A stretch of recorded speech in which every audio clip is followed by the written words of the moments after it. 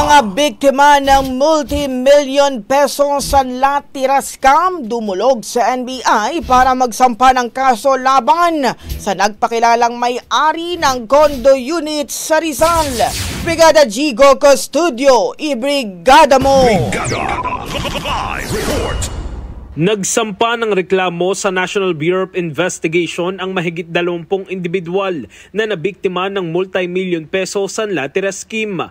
Ayon sa mga biktima, isang alias Grace ang nagpakilalang may-ari ng unit sa isang condominium sa Cainta, Rizal at nangako sa kanila na mapapasa kanila ang unit kung hindi maibabalik ang ipinahiram nilang pera.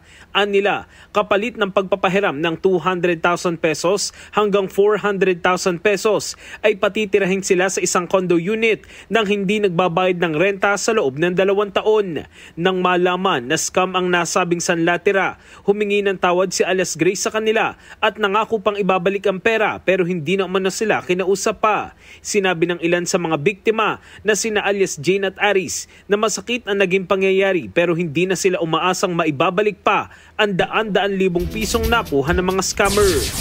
In the heart of changing lives, ako si Brigada Jigo Custodio ng 105.1 Brigada News of Manila, the Music and News Authority.